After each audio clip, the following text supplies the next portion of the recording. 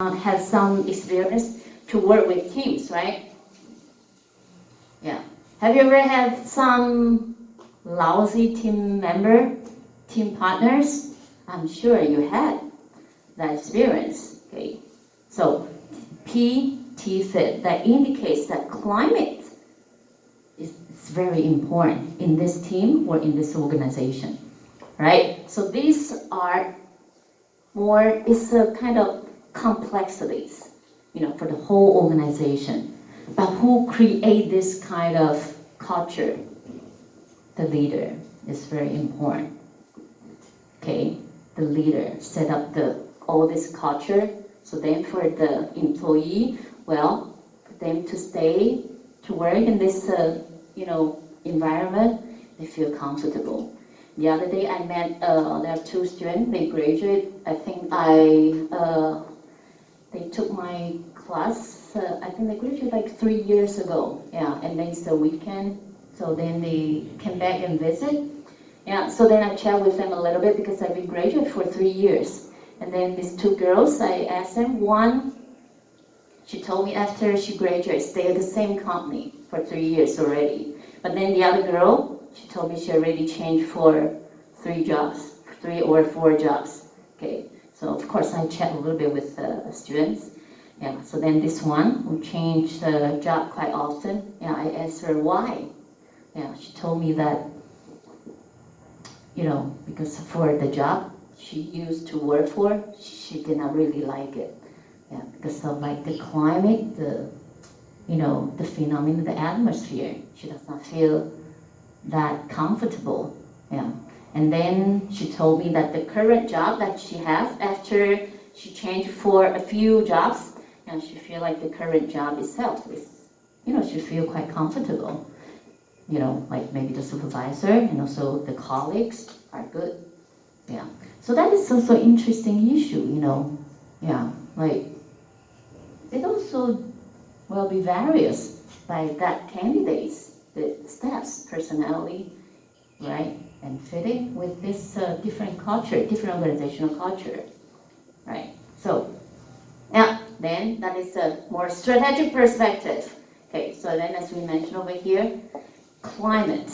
Yeah, because it's an empirical test, right? So then you mentioned about the climate, organizational climate. Okay, it's a very important mediating effect, mediating variable. Yeah, I'm sure for some of you here, if you are a little bit senior, if you read some paper, you must know about this terminology, right? Mediating effect. Okay, it's in a research model. The mediating effect is also important. Also, we have another one, that's a moderating effect. Okay, later when we work on the papers, we'll talk about it. Right, so then let me briefly talk about the competitive advantage a little bit. Competitiveness, okay, it indicates a company's ability to maintain and gain their market share. Okay, gain the market share. If you gain more market share, that means your business is more competitive. Okay, so then it's related to the companies, your companies, two important issues. One is effectiveness. Okay, your effectiveness indicates that you can really achieve your goal, the goal that you set. Another one is you can satisfy the needs from your stakeholder. What does it mean by stakeholder? I'm sure you're also a little bit familiar to you, right? What does it mean by stakeholder? For example? Yeah, it's recommended that stakeholders group affected by the business practice. So, for example, it's like a stockholder, Shareholder, stockholder, customer is also part of the stakeholders, and the business itself, the company itself is also part of the stakeholder. Like, the employee, the one who want the good working place, the customer who want the high or the lower price but good product or something, and it's that kind of groups. Yep, very good. The concept is good. Stakeholder, okay, indicates, for example, if you are a listed company, then your shareholders, okay, whoever they have some investment on your company, or like customer, or internally, your employee is also one of your stakeholders. Okay? In Chinese, we call it 利害关系人. Right? So for all of this, okay, yeah, are relevant to your competitiveness. Okay, right? So this efficiency, effectiveness, these two are very important terminology in management. Okay, efficiency and effectiveness. What's the difference between these two? Yeah, Innocent? Efficiency is achieving goals or objectives with limited resources or time. Mm-hmm. Good. While effectiveness is doing things in the right way. Mm-hmm. That indicates you're doing things in the right way, and then what? You are able to achieve your goals. Achieve your goals. Exactly. Achieve your objective. Okay. So then the efficiency is a bit more focused on the process. Okay. The way you do it. Okay. You do it in an efficient way. It's like kind of you use very limited sources to complete this task, right? For example, it costs less, okay, for you to complete the task.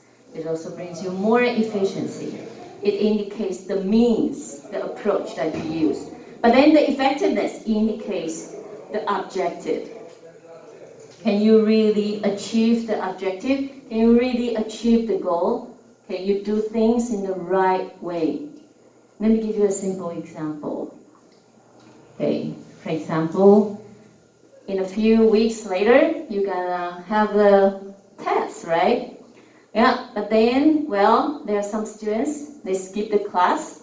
Okay, so whatever chapter will be covered in the test, okay, then because the student skip the class too often. So then for this student, he or she prepared the wrong chapters. Okay, even though he studied hard, okay, and then he fully understand about those chapters that he or she read, but then for the chapters that he read was wrong. All right. So then when he or she get into the classroom, start the test, you feel like, well, why these questions seem so unfamiliar? Yeah, because he prepared for the wrong chapters. Okay, that does not bring the effectiveness, right? He or she cannot meet the goal, right? So that is a concept. Please be sure that you have a clear concept about these two fundamental terminology: efficiency, doing things right. Okay, getting the most output for the least input. Time or cost, these are kind of the input resources. Okay, but then for the effectiveness, you're doing the right thing. Okay, doing the right thing. So then it helps you to attain your goal, your expected goal, right? Okay, so yep, this is the concept for your reference. Okay, so competitive advantage, okay, versus there's another terminology, sustained competitive advantage. These two terminology are a little bit different. Okay, try to make it clear. Competitive advantage, it indicates that this company, when they implement some value creation strategy. But then this value creation strategy cannot be copied by their competitors. Okay. So for example, in some service industry, okay, maybe they try to improve their service quality. Okay. So then they do some good training for their employee, right? So then it brings good, reputation in the industry. Okay. So that's also kind of their competitive advantage. It brings some value creation strategy, okay, for their customers, right? And sustained competitive advantage, okay, indicates that not just only you have the value creation strategy, not simultaneously, will be have like your competitors, okay, other firms, they are also unable to duplicate that strategy. Okay, so for example, like Coca-Cola, now the recipe, for them to make the Coke, yeah, it's, hard to be imitated by other competitors. Okay, so then that means that they have the sustained competitive advantage. So in human resources part, how do you bring your sustained competitive advantage? That's also an important issue, right? Okay. So then here, have you ever learned about the SWOT analysis? Yeah? You have learned about it in your undergraduate program, right? So now, since you are here in the graduate program, you have to put that aside, because in the graduate school, don't try not to use the SWOT analysis because it's too simple, right? You need something more advanced.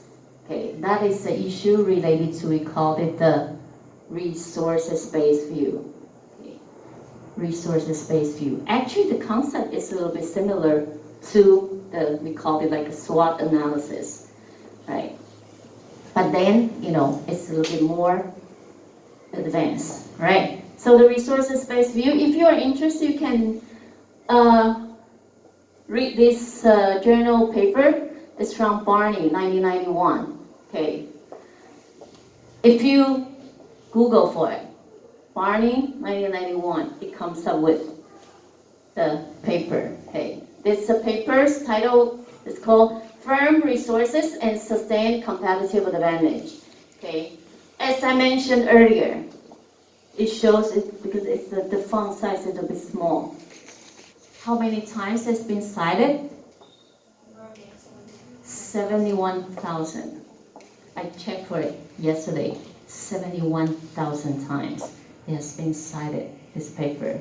Okay, this paper, it's a very important paper. You should read that, right? And it also has the PDF file, right? And then after that, because it's a little bit early, 1991, 2001, okay, he also published another paper.